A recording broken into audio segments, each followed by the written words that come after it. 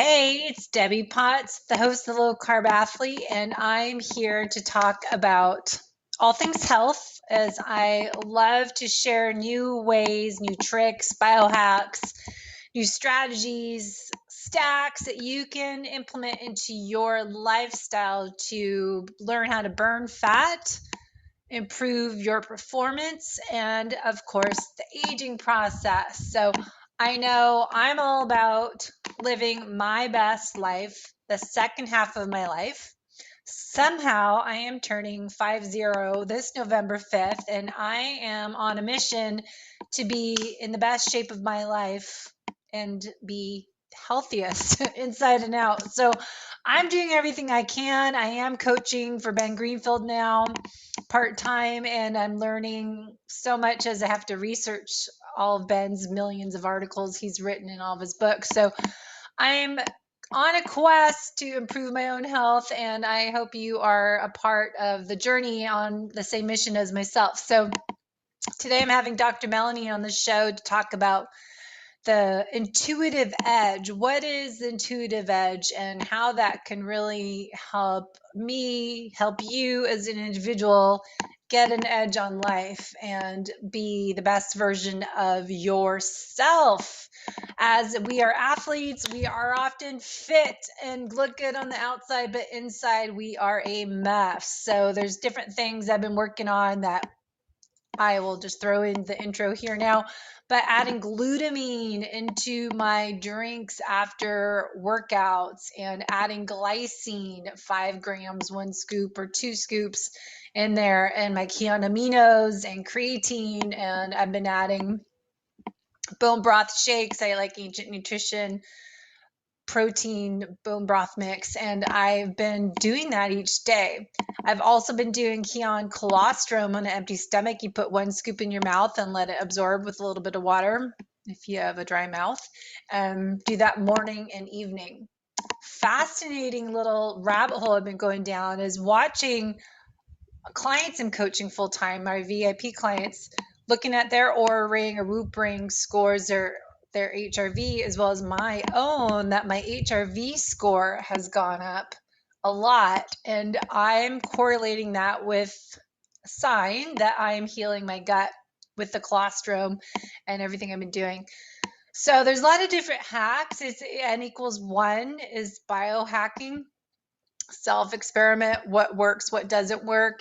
I've been doing the ketone aid, doing a little cap before I start working. Like this morning, I get a little bit more intense work done, focusing, podcasting, writing, researching, and then also trying that at sleep time or helping my sleep, taking a little ketone aid at night. So I have a podcast coming up on that. But also I've been taking glycine before bed as well to see if that helps. So it's hard, the other night I thought I was going to throw up. I took so many different things. So it's like, okay, there's, limit to what we should be taking and experimenting one thing at a time, not, maybe overstacking things. And I have a very sensitive stomach. So too much of anything is not good on me. So I was taking like this sleepy time sleep aid supplement and some magnesium, because we need like 500, 800 milligrams of magnesium. Most of us do. And I take that at night. And then taking some Lipocalm by Quicksilver. And then I was doing the ketone aid. And then I was doing the glycine and taking that with some water and some acetyl carnitine. So I've been doing all this stuff. So not too much on the belly isn't good. So I'm going to bring on Dr. Melanie. We did a part 1 more on SIBO a few weeks ago, and now we're going to go into a little more the intuitive edge that she was kind of getting towards at the end. Is like, hey, that's really interesting to me. I want to talk about that in the show. So I asked her to come back so we can dive into what that's all about. So I will push pause and we'll have her on in a moment. Let me know if you have any questions. I know this summer is coming up here as I record today, July and August. I'm not going to do a lot of recordings. So if there's certain topics that you want me to talk about and do some solo podcasts, let me know. I'm just kind of evaluating what topics we want to go into more in the fall and how I can be better podcaster for you and get you the right information you want to know about. As I learn a lot, as I said, working for Ben Greenfield now, and diving into all the different things that we can do as athletes. As I was saying, the glycine and the glutamine is really fascinating stuff, and the sodium loading, and learning from the book, The Mineral Fix, I just ordered, and it's like 800 pages, I think half of it's references, but so much to dive into that I can do some solo podcasts if you want. So let me know, and we'll just talk to you soon. I know you can go to my website, wpotts.net, and you can message me there or on social media. I'm the Low Carb Athlete on Instagram and Facebook, and I'm not on Facebook as often as I am on Instagram. I try to limit how much social media time I have. So I'll be back soon. Hold on. Let's get Dr. Melanie. All right, I've got Dr. Melanie on the show, the Intuitive Edge Doctor, to talk all things intuitive and how that has to do with us being healthy and vibrant self, and finding how we can improve the aging process. As I turn 50 this November, I'm all about how to optimize my health and live my best life the second half of my life. So thanks for coming on to diving into more of a part 2 episode of health today. Well, thank you so much for inviting me. This I get really charged up, and I'm very excited to talk about it. So let's kind of just dive in. What is Intuitive Edge, and why are you the Intuitive Edge Doctor? Yeah, well, I think it goes back to ultimately we're all intuitive, but we also get placed into, say, for example, structures, which of course we need for information, for expertise, et cetera, et cetera. And yet sometimes we'll lose that very, very clear message that's coming through. One of the examples I'll give is, so fish oil is good for XYZ, and the studies show, so, blank, blank. And yet I also know from somebody's genetic or epigenetic tendencies, more at the enzymatic level, that an excess of that fish oil can also have an effect that can perhaps be negative in that individual. And there's like so many other variables. So perhaps that person is saying to their doctor, I don't know why, but fish oil, you see what I'm saying? Like when I started taking it, this happens. And doctor just thinks, understandably, because they have this evidence-based information, that they don't necessarily hear the nuance that that patient is directly. And for me, I just like light up because I go, ooh, they're telling me some new juicy information about themselves. And then they get a new light in themselves too, of like, oh, okay, this is something, I should bring this up. And so those were the things that I started to see in treating SIBO, because SIBO had this like very blanketed, as we need that structure, like I said, but when we zoomed into these individuals, I would say, more specifically, we were on the Low Carb Athlete podcast. However, I started to ask people to gently start to bring in carbohydrates, and it can be, right, starchy vegetables. We weren't talking about processed foods here. We're talking about gently bringing in carbohydrates. And what I found was that they just had this very interesting, well, I'll call it glucose got to the brain response. And I call it their dimmer switch went up. And I was like, interesting. And some people had more of an insulin resistance because of the length of time they had been so low carb. And the brain was like going to say, I'm going to take that first. So there's some interesting dynamics that then you take the personality into account. So when I was able to get right to it, and then also I guess the best way I can say it is that I'm able to read or scan or feel, sense, whatever the exact word is, but I can pick up some additional things about someone's energy. So yes, we can say, this is what's happening with this fish oil. And I'll say, let's take the gas off, let's maybe put on the brakes. And at the same time, there might be significant other things that are happening in this person's life that we actually need to address. And before, I really wasn't saying those things. Like it wasn't pertinent to the way that the intake was going. And yet when some things came through, and it's not a lot of patients that this necessarily happened with until I really stepped into it myself, because I was like, am I not necessarily crossing a line, but I was like, how am I going to bring this up to someone? And yet, so in a couple of cases, it was very, very loud. And when I said just intuitively the things that were coming to me, it's like this look that the person has of like, how did you know that?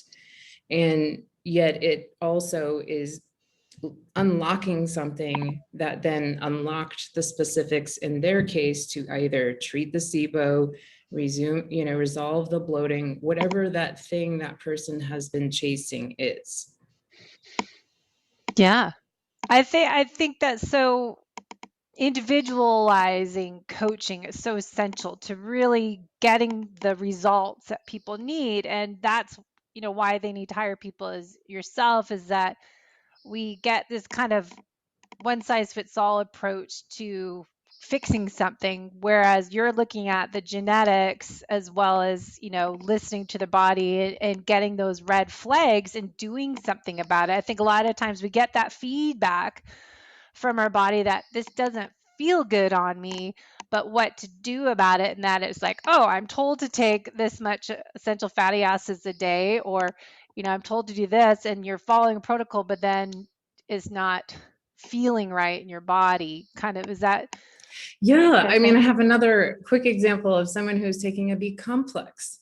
Mm-hmm. And they were a high executive, like app developer. And I was like, can you please just pause that B complex? And for them, it was like, but I'm taking this for, again, the XYZ reason.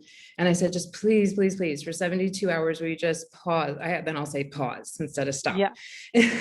And it was like this huge shift in anxiety, and it was actually self-reported. They said, oh my goodness, my insomnia like resolved and my anxiety dropped significantly, and it was just really great for them to experience it themselves and have a very clear recognition. I say, look, I know that B complex is fabulous, right? And it was a Yeah. great company, etc. However, for you right now in this moment, what's happening with your company, etc., it was causing the problem.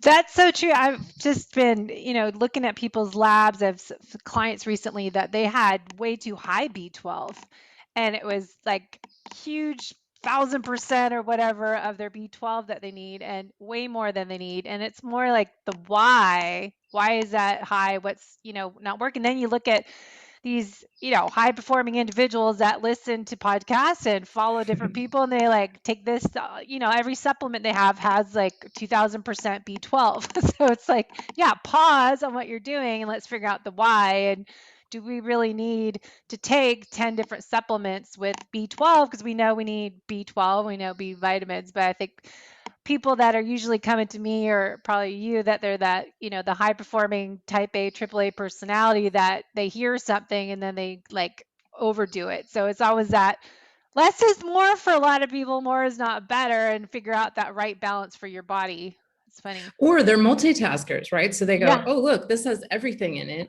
But they don't realize that when they layer upon layer, like you're saying, that there might be one ingredient that actually it's like, oh, well, this is convenient. It has so many things in one capsule or a few capsules. But like you say, I always look for that. What's that one thing? And B12 is a common one where it's like, well, it could just be, and zinc. Zinc is another one we really need to look out for in balancing it with copper. So especially since, right, zinc got some popularity due to virus coming around. So those are just things that we want to be able to, again, bring back in balance, or say, does that pertain to me? Mm-hmm. So kind of go into basically, what is intuition? Do you have like a summary of what is intuition and having that intuitive edge? What can people do to learn like what that is, and how can they find it again? Because I think a lot of people lost that ability, sympathetic dominance, overdrive in life's chronic stress. Kind of talk about that, what it is and how we can find it again. Well, and I mean, again, I think it's like we're talking about, call it the voices in our head, but we hear our own voice, or we even have I call it the panel in our heads. And the panel can range from, I call it the mean girls, to the really, like there's just a range. And then you have where if you can't shut that down and allow the cheerleaders to come in, this is the whole concept of the limiting beliefs and, and positive affirmation. Like, so it's really about acknowledging our thoughts and what are we focusing on? Because again, if I give somebody, let's say if we're giving somebody a protocol, and there are so many people who know what they've been given isn't right for them. And there's a difference between, right, we even have placebo effect. So placebo, it can be even like this, and you could call that intuition of saying, well, I think I'm getting it, so I'm going to like manifest that this is taking action on my body. Yeah. And the reverse can even happen when a protocol is given, but instead of that being, oh, I better be compliant and this is gonna work because I put money into it and this is said, you know, expert, but they actually have a deep rooted intuition, or again, they're on that protocol that they know that it's not right for them. And I think it's just about even being open to that conversation. Let's face it, as doctors, as practitioners, like we get busy. There is a reason for there to be maybe some sort of a protocol to be formed. But at the same time, also as a practitioner, we have an intuition of like, you know what, even though I'm blanketing this thought or this, I'm going to give them this said supplement, it's my intuition that it's going to do these things in this person. Wouldn't you agree with me? Yeah. Right. So this is an action all of the time. In fact, when we're in medical school and they ask us for differential diagnoses. So, I mean, that's basically my summary is worst case scenarios. So you think it might just be hypertension, however, high blood pressure. However, what's the worst case scenario? Or we don't really think about the end result of if this blood pressure continues. Instead of just putting a Band-Aid on it, or I grew up in Southeast Alaska, patching the boat, you know, you actually take the boat out of water and you fix the boat. So these are just things that, again, getting back to that, like, let's listen. And epigenetics, I just listened to an amazing talk yesterday about being able to measure methylation and how methylation is going to, with AI, give us a lot of information about the variations of risk factors that are influencing aging.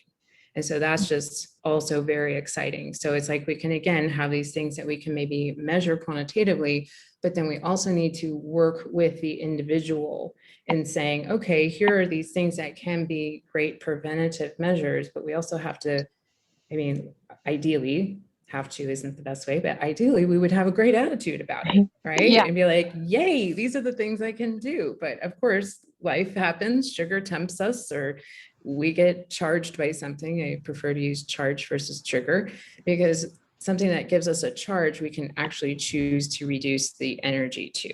So again, that's something that I really am seeing more and more. I'm like, wow, we have a temperature of 98.6 degrees where, you know, that is energy, right? And in fact, I saw for a time period quite a few of people who had low body temperature, and even worked with like Wilson's temperature syndrome, right? Because I'm like, well, yeah, if the oven's not hot enough to bake the, you know, paleo bread, then it's not gonna, you know, it's not gonna get baked. Yeah. And yeah. So kind of going back to your saying genetics, how do you work with people in their genetics and tying kind of what you do with epigenetics, so their lifestyle, and let's kind of dive into the basics of that. I think that's always good to review. Right. So for, let's say, for example, we have that person who's taking all said supplements and for all of these wonderful, various, you know, well-researched reasons, but then I receive, and I also am simultaneously getting a epigenetic report that gives me, again, their tendencies. It's not a given. It's like, this is the possibilities, and you have to consider all of these influences, influence such as pollution, excess estrogen, lipopolysaccharides, testosterone. You know, these things are playing their roles in a symphony all over all the time. Yeah. And so that gives me more of like a, what I call a roadmap or a legend of, per se, of like things I could come into, you know, into seeing in people's labs. So there could be, oh, there's that tendency. There's more of the assessment as to why this person has higher B12 levels, for example. And that gives the reasoning of, you know, more information on the map to say where we are and where we're headed. And this new methylation test. So there's so many epigenetic tests that people can make. It's like, it's overwhelming for the consumer and for the practitioner, quite frankly. They're just like new ones and new reports coming out almost every other day. And so we want to be able to apply this information. And so that's where I'm always at the forefront of getting the new information to say, well, what does this mean? Why are we getting this information and how can we apply it? So while we have access to what we do have, I'm also, again, receiving, I guess, information for that individual on how to compilate all of that information and make it something that they can apply today. Mm-hmm. So what's a good example of that is, I guess, going back to SIBO, is bile. Mm-hmm. Bile is a natural antimicrobial. It also recycles our hormones. It plays a role in that. And when we have bacterial overgrowth, they basically take bile's action away. It's like saying, nope, you're no longer antimicrobial.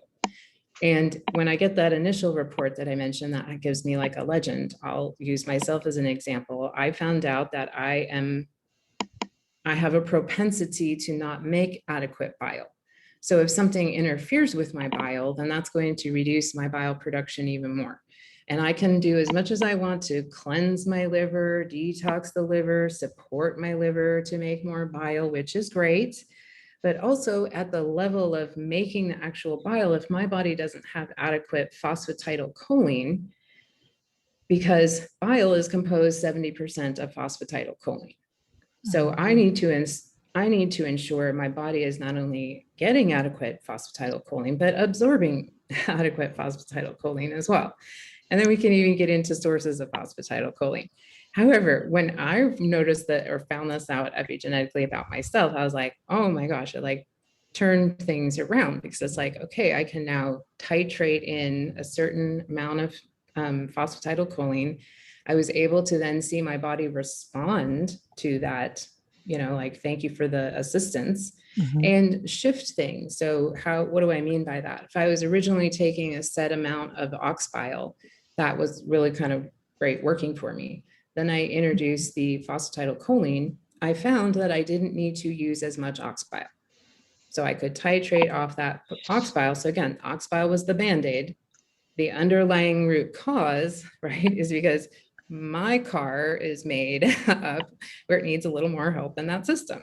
So, and I wouldn't have necessarily known that until I had an intuitive hunch, right, of putting those things together, of bringing that together with SIBO. Is that looking at your genetic SNPs and looking at your symptoms that you have, so you were able to see that you need a little more support as phosphatidylcholine? Correct. Not necessarily just symptoms. It's the microbes themselves. It's hormone. I mean, it goes deep, deep, deep into physiology. It's essentials. Yeah. Yeah. Isn't that fun though? It's just like that. I was obsessed for years, the onion and peeling the layers of the onion off to figure, okay, why is this happening? Why is that? And then it's, being that health detective investigator, you're kind of putting all those pieces of the puzzle together to make sense of it and looking at all this information, then how to solve a puzzle. It's so fun once you figure that out. So that was it. But it's very time consuming too, though. It's not just like, that's why you don't get results, I think, seeing a doctor in 15 minutes. But, I'll get someone's information. It takes me a week of working nonstop every day to really put all that together versus like 15, 30-minute visit. So it is, to really get results, I think you have to get a little bit more information from someone and investigate a little deeper if you want. If you're that person struggling, not getting anywhere, you can't figure out the why, then you need to find someone as yourself. So, right. Or like I say, if you're spinning in the hamster wheel, right, yeah. over and over and over, and you're treating, or you're at the carnival, you're treating this, then you're treating that, you're the whack-a-mole. You're like, oh, it's parasites, oh, it's mold, oh, it's Lyme. And I'm like, well, let's maybe see what's the common denominator. And another thing is, like, for example, things will just like fall out of my mouth. It sometimes is like in a consult or in a session where I'll bring something up where sometimes it'll be really pertinent to like their medical history, or something it'll be like, something going on, right? It's a personal story that it just like, I've never told anybody this. If I could tell you the number of times that people have said that to me, even throughout my whole life. So that's also very interesting. It actually just happened yesterday where I said something, and there's kind of like, we're both like taken aback, like kind of why I said it, just kind of like, I call it a download where it just falls out of my Yeah. mouth. And they're like, well, yeah, I actually have, and it was so significant to the case. And I think that person thinks they've said something, but because it's like, oh, it's something I'm going to get handled. But that's not part of my body. That's not the part of the body you're handling right now, Mm-hmm. you see? And so we also have to have the information. Yeah. That's so crazy. It's just weird to probably do you look back and like, okay, how did that even happen? That's just so crazy that you can bring up some things inside that haven't stories that came out, 20 years ago that happened. And then they're like, oh, this relates to this experience now in the current time. Oh, very much so. That was actually a very, very pertinent case that I honestly wish I even had video of the before and after. And this person knows what I mean, because it was very profound. But the big ones are with colleagues. The big ones are with pretty high up there colleagues that are like, oftentimes they have been seeing them at their specialty in the conventional model. And we know each other, we see each other, and they're like, oh, that person found you, huh? And I'm like, yeah, they sure did. And it's like, well, how's that going? And I'm like, great. Or they actually report back to that specialist and I'm like, do you know this? Like, this one patient who is very new, didn't have any clue about naturopathy.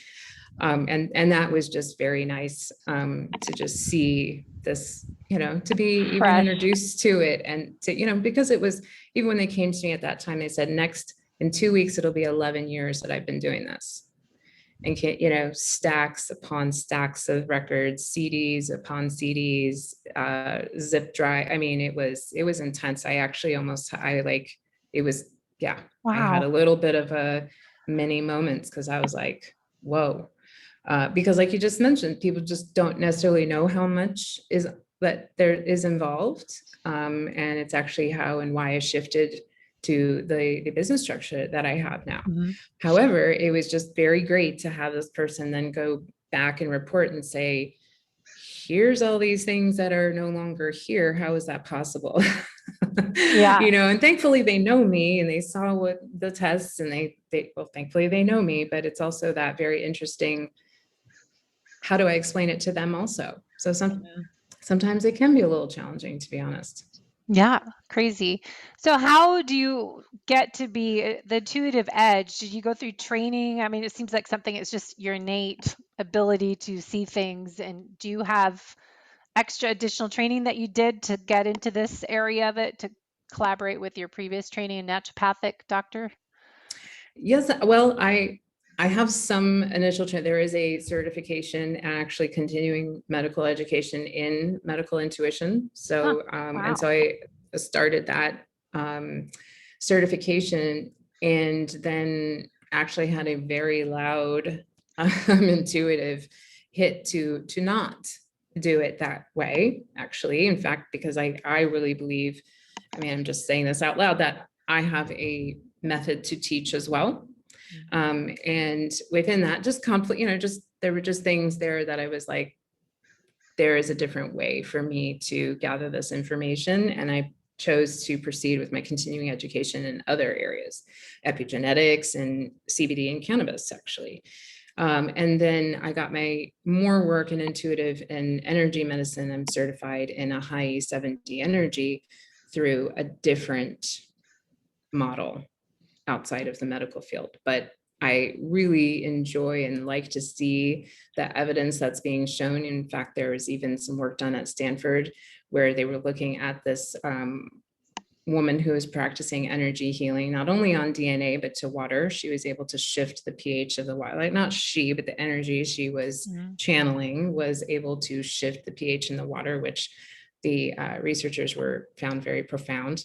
This was in a recent documentary that I watched. And so that just really excites me. That really lights me up too, to be able to say, I want to participate. let's see what this is. And just by way of the sessions that I've been offering, in fact, I just had a colleague reach out to me. They were like being nice to me, like, oh, I'll be your demo patient, but they had such a profound, like, whoa, and were giving me these very interesting feedback, and just contacted me saying, can I pay you for another session? I think my heart rate variability is better, and I think this is better. And I said, well, that's really interesting, because I just had another person, again, this is their feedback, saying that their asthma is better. And I'm just watching this in interest, so yeah, that's more exciting to me. Mm-hmm. I love that. So I was just finding some research articles, just going down a rabbit hole this week on HRV and healing, and looking at Jodie Cohen's book. I have is like her Heal the Brain guide from Vibrant Blue Oils, and just talking about heart rate variability, the vagal tone, and using my Aura Ring score for myself and some clients I'm coaching, that the HRV score just went whew, like just super improved. It's like, what's different that's causing it to go from 60, 70 to 120?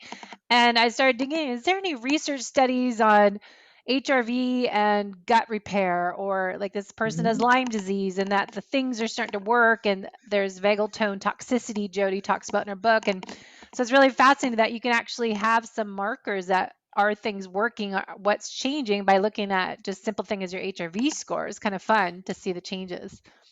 Absolutely. And also this same colleague had done a continuous blood glucose monitor, and had seen that running increased, so I was just like, yeah, it's like, I'm just we're both scientists, right? And I'm like, hey, but I can channel this energy now. And even as I'm learning about it, it's just fascinating to me, because not only I cannot deny the changes and shifts that have happened in my own body and life, but to have other people respond and give the feedback. I'm like, okay, I see it being more integrated, and you can find it in PubMed under biofield therapy.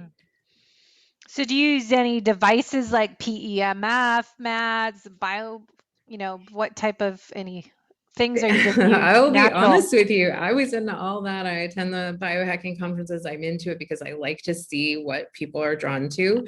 But I know that I was attracted to learning and being attuned to this energy to actually show.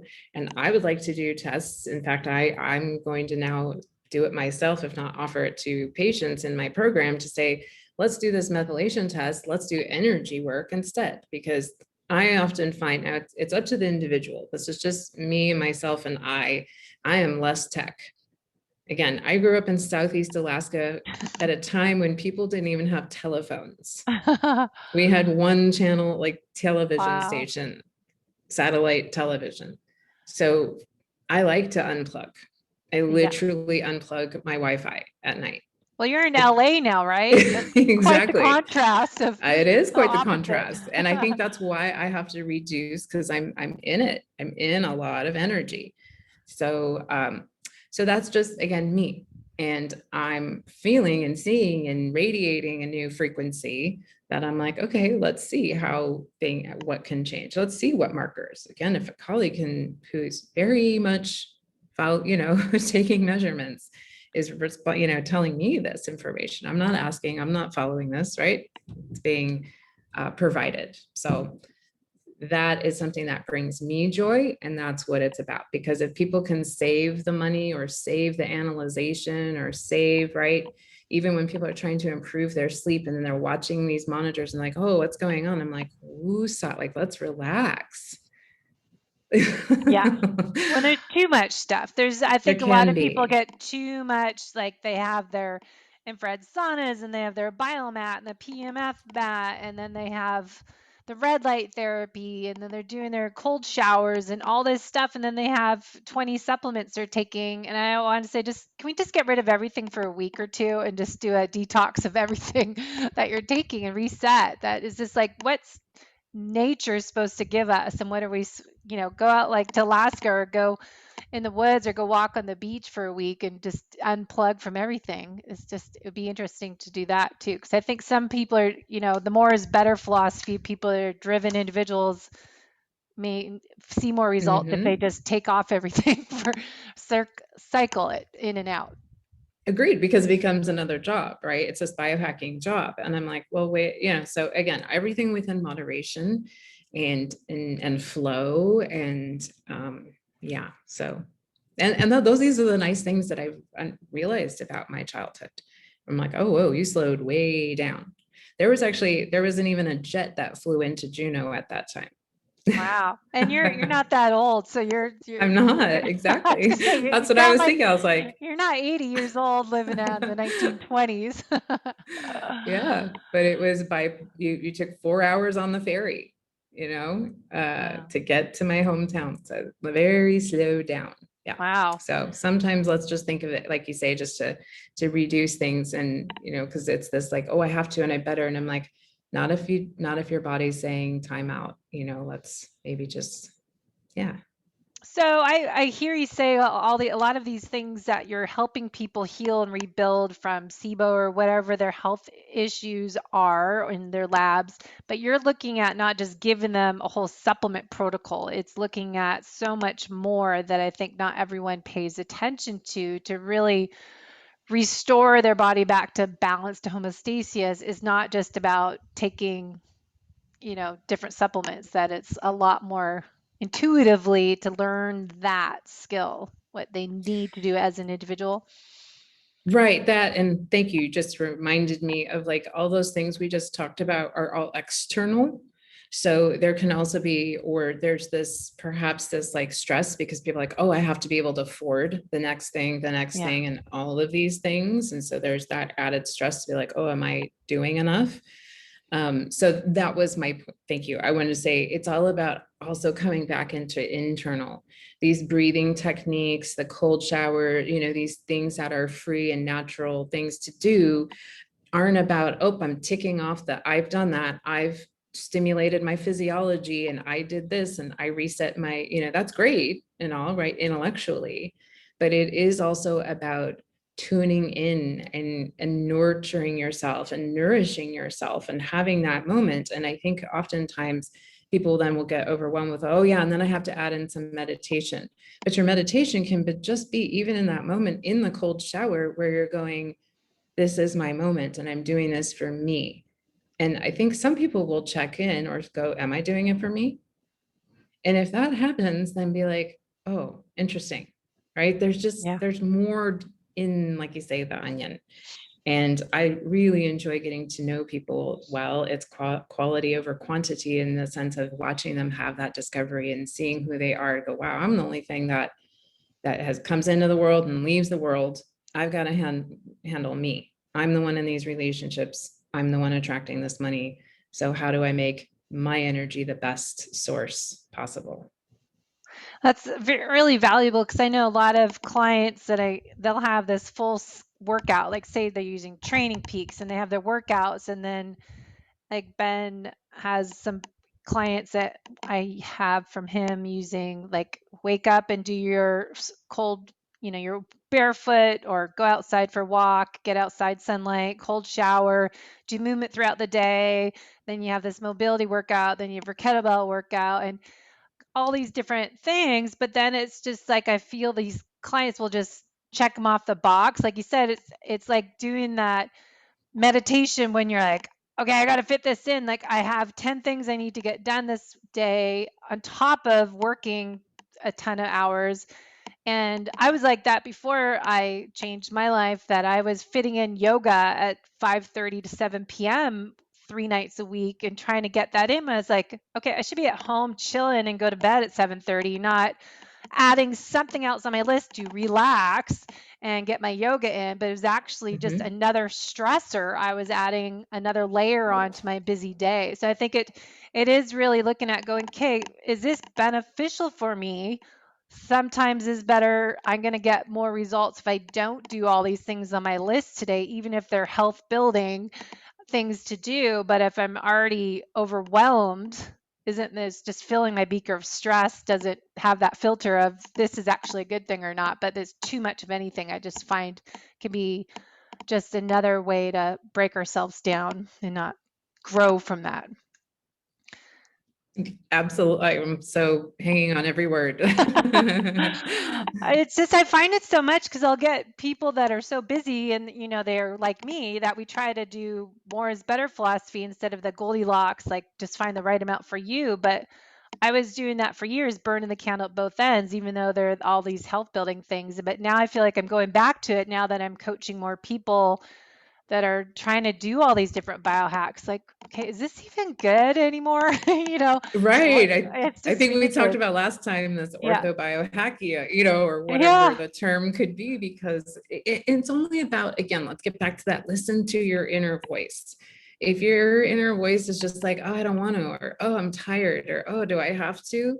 No, Yeah. like be your own boss too, in a sense. And I know that can be easier said than done, or open up to somebody about, or talk to hopefully your coach about it. And because in my opinion, it's not necessarily 100% beneficial if it starts to become a stress or a job or something that like people feel they have to do, or they're not successful enough at it. And yeah, Yes, true. we want to be a cheerleader for every single step and everything positive we do every day, and every single positive thought. Because when we radiate that out, it's a ripple effect. So So everybody true. who's doing all the wonderful and very best things for your body right now, fantastic. Yeah, it's finding that right balance for you. And it goes day to day. Some days you're going to feel like, okay, I'm tired. Is this really going to benefit me today? And what does my body need? Maybe it needs to just lie down and read a book in the sun. I love that, actually, because I've gotten more into astrology for business, actually. Oh, cool. And what I found is I have this digital calendar, and actually that what you just described is more what we'd say is a moon day. So the moons last for around 2 to 2.5 days. So on water days, we don't really feel like we want to journal. We want to lounge and stretch and read and just maybe tune out people. Today's an air day, so it was a great day to talk and Oh, do more podcasting. really? That's Yeah, cool. so it's really, and once I've now seen it, I'm now a third month in, where they say, okay, it takes a few months for you to start to see this. It's fascinating. So Wow. on Earth days are all about our body, and I'm like, oh yeah, that's like really when I'm like, it's fascinating. Wow. So What's that called? What? oh, I can send you, it's a moon site planner. Oh, I want that. Yeah, so they have a digital and a hard copy version. How fun. Yeah. Yeah, I find that interesting looking at detox protocol. I was researching the full moon because I've always heard about that went to full, like Hmm. parasites, pathogens are more active on a full moon, and that's when you should do a detox. And it's kind of cool to do things by the moon. So, Yeah, anyway, this is totally for business, and you can see how it pertains to your life. So yeah, those are other things that if we can acknowledge them, that's kind of nice to factor love that. in. So I know I always go over time, but the CBD is something I want to bring up as well. You mentioned that you use that. So anything we can throw in about how you use CBD into your program to help people feel their best, and how do you incorporate that? Sure. So one of the challenging things with CBD specifically can be, oh, what delivery, what form, am I really getting it? Am I absorbing it properly? So one of the testing that I can offer is about CBD metabolism. So it'll look to see what the response, more, again, this isn't an exact, it's propensities, right? What's the likelihood that these things could happen? And it's really nice because it'll look at the not only CBD metabolism, but it looks at sleep, it looks at inflammation, anxiety, and I believe there's a piece that relates to like alcohol tolerance. So it's looking at these specific SNPs related to these pathways as to how we process CBD. So that helps significantly in order to say, okay, if we are taking this CBD for the intention of improved sleep, and this report comes back that that's maybe not, it's going to need a higher or an adjustment in dose, that can be incredibly helpful, because it can also be quite costly to kind of have to dabble in finding out what works for you. You'll always hear from the person where it's like, oh my gosh, this is the best thing ever, and you try and repeat that, and Doesn't work. it's not always reproducible, right? So yeah. Yeah, I know that same thing with all supplements. I find is how is your body absorbing it? And CBD, I know what is it, 10 years now it's been out, or 5 years? I don't know. It's been a while, it feels like, and so many brands came out all at once, and what to get, when to take it, if I need it, is it actually doing anything, is it absorbing my body? So it's just, so many purposes, but what do you Mhm. find is the best for use of it for people? Like, why do you recommend it, or when? I'm an educator. So in the state of California, again, I'm not telling people exactly how to dose or any, well, more specifically, I'm not able to sell it and make a profit. So I like to be specific on that. Okay. But in educating people about the benefits, I am always looking for, and I'll tell you, it's similar to epigenetics. There are so many new technologies coming out very frequently. But right now, the technology and what I'm looking at is nano delivery. And then again, that can get into different forms and different, quite frankly, quality controls and everything. So it's something that's why I decided to get deeper into not only the industry, but the education and continuing education of it. So more often than not, people are coming to me explaining to what they are taking and what works for them. Because I'll say, why are you taking this? Yeah. And they'll say, it does this. I'm like, are you sure? Because placebo is powerful, right? I'm not being sassy. I'm just actually asking, and they'll say yes when I have stopped it or such and such. Then I investigate more of that product or that mechanism of action, and or right, look at the report. Just to be honest with you, right, to say okay, and that's what got my interest in doing more education on this. Is like this is being self-reported to me. And I'm very specific with the California board of like, what can I say? What can I say? Especially when it comes to cannabis, that's a whole other story. We don't even go there. But if somebody's talking, has it on their intake, then again, I have found it fascinating, but I'm not going to be adjusting their dose or recommending specifics. Yeah, but you educate them on like, why is this working? Why you should. Correct. This is benefit. likely is anti-inflammatory. Again, they're saying this helps me for my sleep. I'm writing that in my notes. This must have an anti-inflammatory. Now we have the genetic test, like I say. So as things are coming, like you mentioned, over the years, right, we have more information, more valid, more, and more coming from the people telling us. So it's important for practitioners to be educated on it. Yeah, for sure. It's so much to learn, and it's always something new coming out too. You always have to research every day almost, if you could. Yeah, and that's an excellent point, because I'll tell you, I get approached with free products all the time. And so many people do, many influencers do. Just be mindful of that and really do your research and ask and question and get third-party testing. That is my recommendation. Yeah. It's an extra part-time job if you want to get into that. That's why I like working for Ben now. I'm like, just, whatever, he already went through it all. Trust what he said. Yeah. Oh, that's great. That works. So how do people get started and reach you, and how do you work with people? Well, people can start. I have a binaural beat meditation, guided meditation. Ooh, good. Yeah. And that's my opt-in on my website. And also there's an application process to talk to me one-on-one and see how we can, really get to know each other and customize a program for the person. That's the way that people can work with me at this time. Cool. Now, just finish up with what is the binaural beats meditation? How does it help people so they can go check it out? Sure. Well, I'll just tell it from my story of like, I kind of was I need to multitask my meditation. And it was actually a patient of mine who's also a music producer, and kind of came up with this in terms of like, let's have something like take us away and bring us back. And the opt-in is a 10-minute version. Ideally, our brain responds best at 20 minutes. So a 20-minute version is part of my program. But like I say, this is like that introduction, and see what the person's response is. The point is that we're setting the frequencies at different frequencies in each ear. So it is important to wear a headset. And that little difference in frequencies is engaging the brain into a state of, and if it's set at a certain frequency, which this is set to, going into a Zen meditative state. And it's actually I've gotten really interesting feedback about that. And then at the end, what's really nice is he introduces this melody towards the end that kind of brings you back into a higher frequency. So the frequency starts to go up and up more to a level of creativity, awakeness, positive love and joy. So I call it like that massage where you go, hey, can you just take me away for a little while, but then bring me back so I'm not drooling while I walk out the door. I've got to I have a day to do. And that's been the feedback, especially from entrepreneurs. I actually had one woman where she listened to it and she wrote back where she said, what just happened to me? And I was like, wait a minute, what?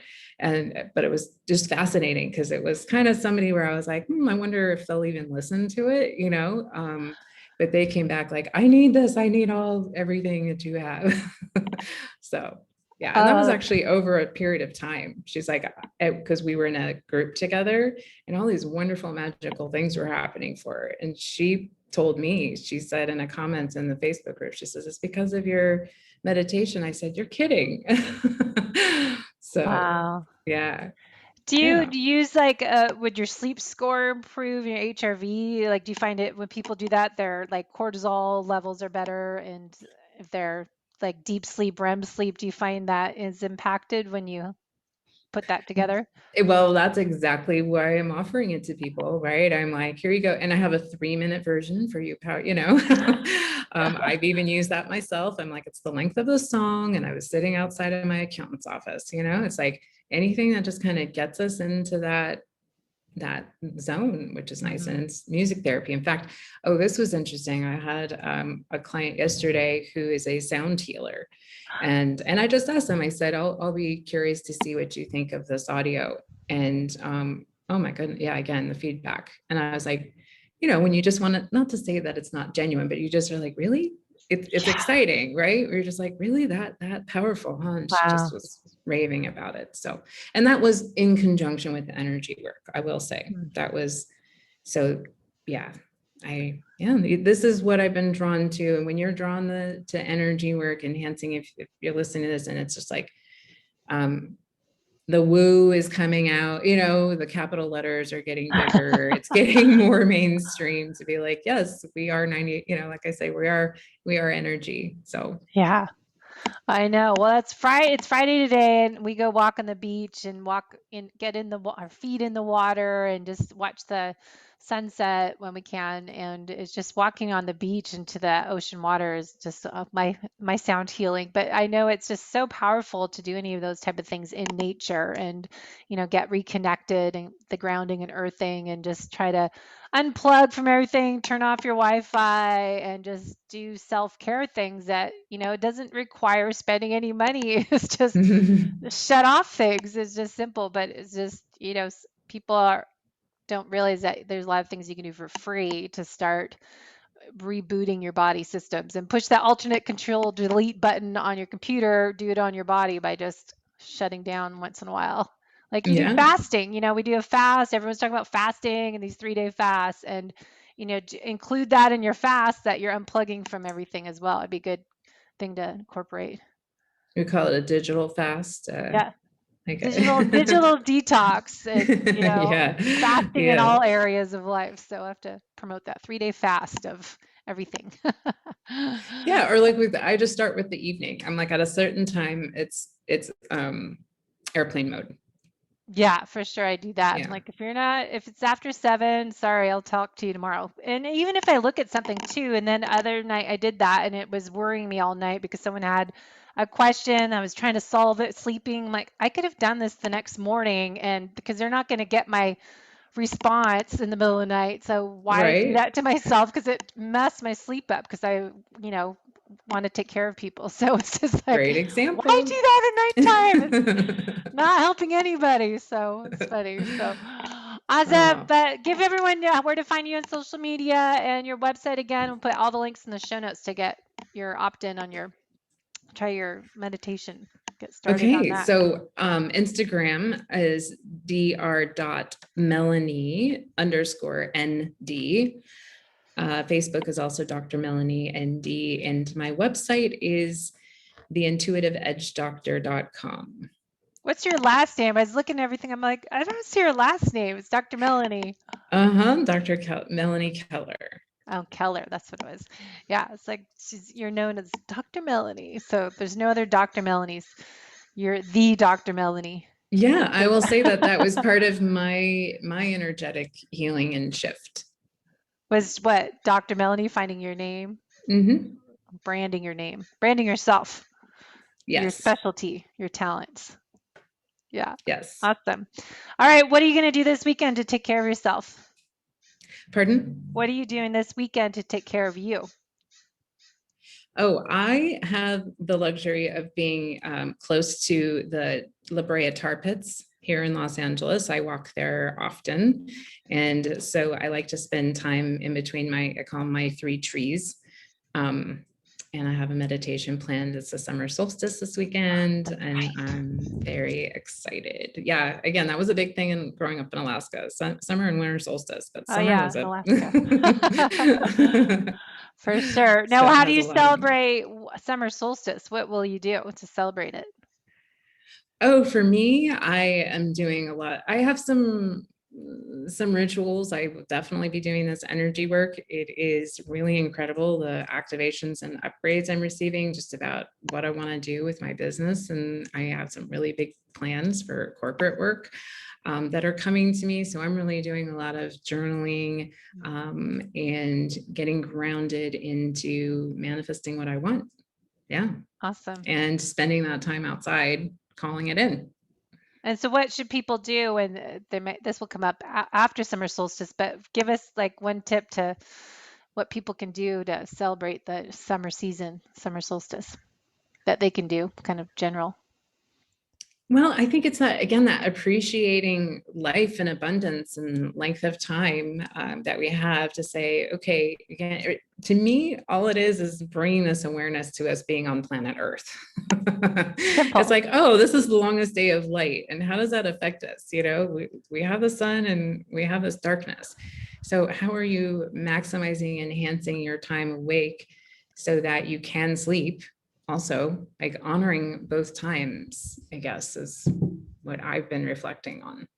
Yeah, good. Well, I will wrap it up because I'll keep asking you questions. I said 30, 45 minutes and it's 50 minutes now. So I Oh, I love it apologize, but though. so fun to No, talk stuff. And I love the intuitive edge and how people can get that more information on your website and try out that binaural beats. Meditation, I think would be a great way to get started. So that's a good idea for your yes. opt-in. Yeah, thank you. All right. Happy summer solstice. You too.